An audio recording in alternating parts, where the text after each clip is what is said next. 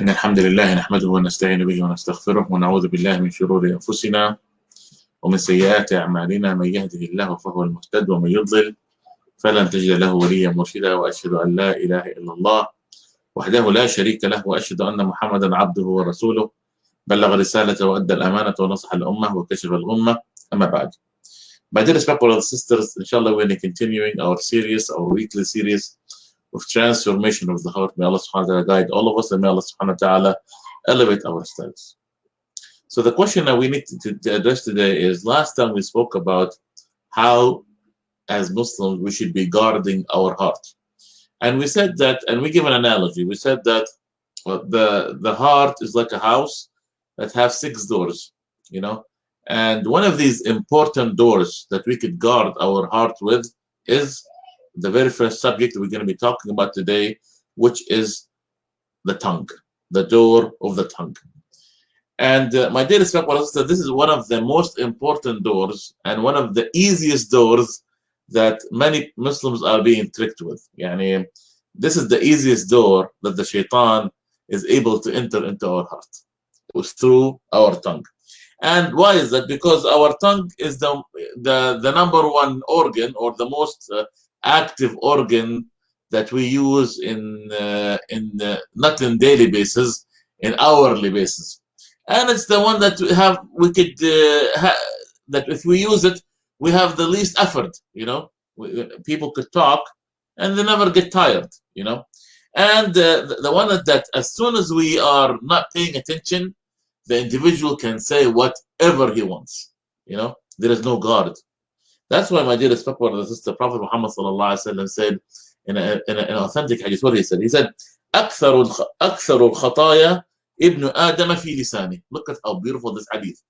He said, the most sins, look at this, the most sins that is accomplished by son of Adam is through what? Is through his tongue. Ya Allah.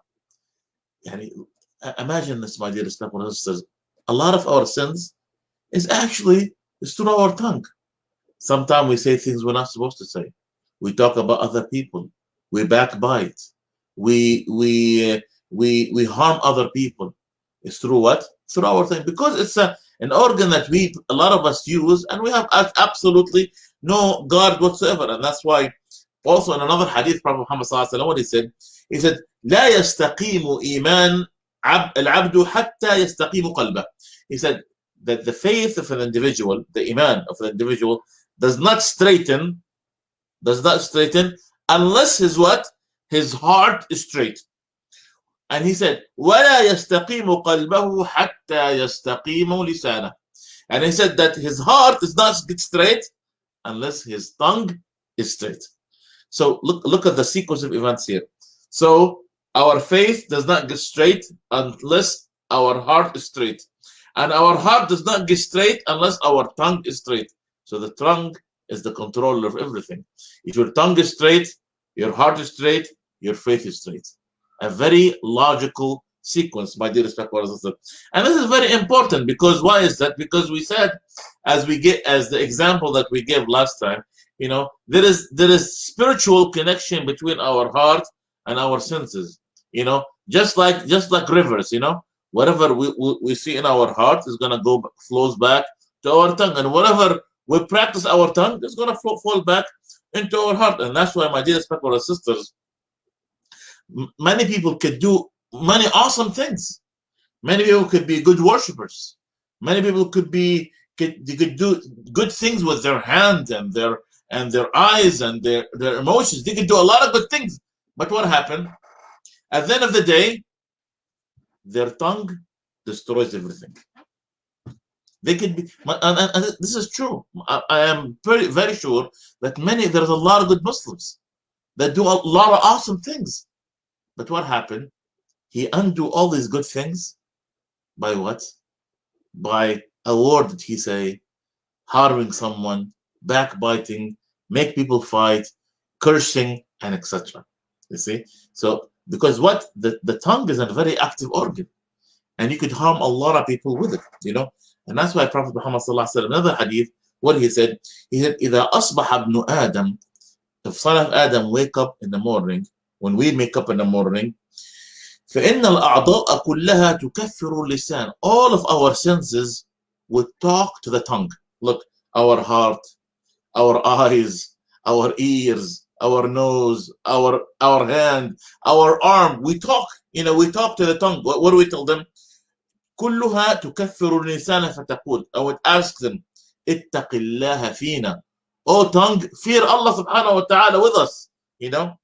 فإنما نحن بك, we are just following you, you know. فإن استقمت استقمنا, if you are straight, we are straight. وإن عوججت عوججنا, and if you were crooked, we were crooked. You see? So that's why, my dear sisters, the tongue is a very important and vital organ in the body. How many times, I mean, literally, my dear sisters, wars, I'm not exaggerating, wars were done because of a slip of a tongue. You know, how someone could leave the fold of Islam with one word. A relationship can be destroyed with one word. You know, and also vice versa. You can bring two people together if one word. How do we get married as Muslims? We say we accept one word. How do we enter the fold of Islam? With few words, the shahada.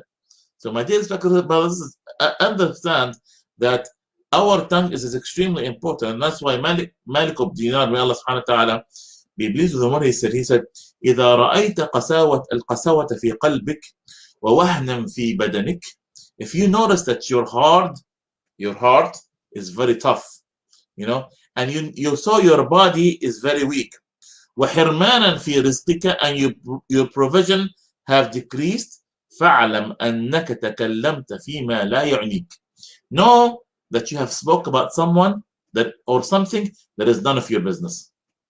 See how, my dear speaker, this is extremely important, and I cannot really stress the importance of this. And look at how this affects our everyday life. He said, this man was a wise man. He said, look, if one day you wake up and you have noticed that you're not feeling good, your heart is tough, you're depressed, or the fact that, you know, your body is weak, you know, or the fact that your provision have decreased, know that if you have spoke about something or someone that is none of your business, you know. And that's why what the best khulq, the best akhlaq of a mu'min, تركه ما لا يعنيه, the good character, a Muslim with a good character, what he does, he leaves things that is not that is none of his business. And that's why Prophet Muhammad sallallahu alaihi wasallam said, you know, in the authentic hadith, you know what he said? He said that the man that should talk or be quiet. You know, that if you want to talk, but otherwise, if you want to talk good, talk, but otherwise, فليصمت, be quiet. Don't say anything. And also, my dearest brothers, some of the scholars have described the tongue as being as a door, you know, the door of your heart. They said that the door of your heart is what? Is your tongue, you know. So anything, if you want to know an individual, see what he taught, what he says. If you really wanted to see and if you want to examine any individual, if you want to examine your anyone around you, see what he talks, you know, because his tongue is like the door of his heart, you know. And as Yahya ibn Mu'adh, may Allah subhanahu wa ta'ala believes in what he said, القلوب كالقدور في الصدور. He said, no, that your heart is like a pot. Your heart is like a pot. Imagine a pot, okay? And this pot is full of what? Let's say full of water. And your tongue is what? Is that is the spoon that take out of this pot.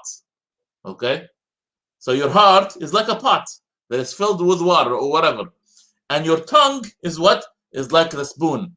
You know that whatever is in your heart, your tongue is going to take part of it and take it out. That's true. Subhanallah.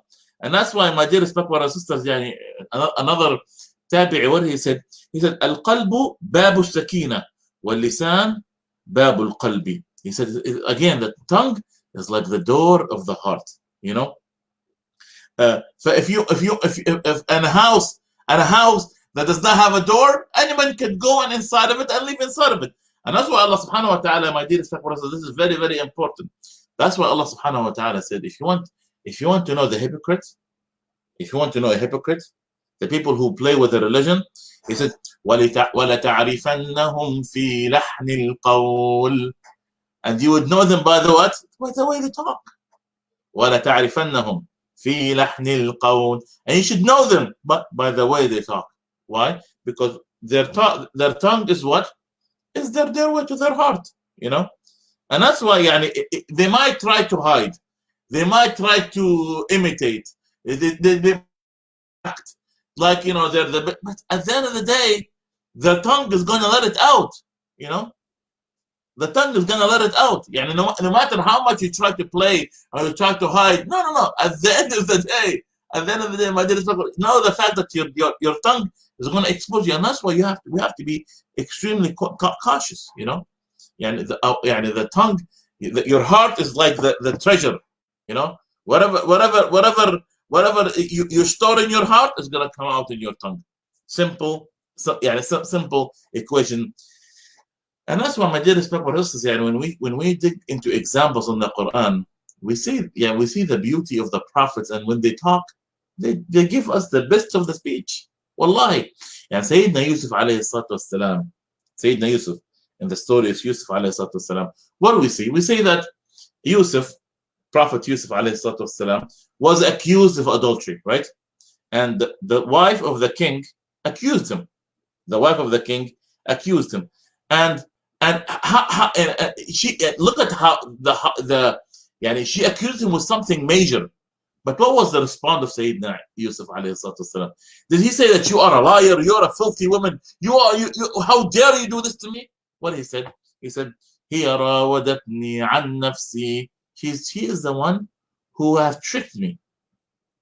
You know, she's the one who tried to sway me. You know, subhanallah, the choice of words. Why? Because a pure heart was going to come out of it pure.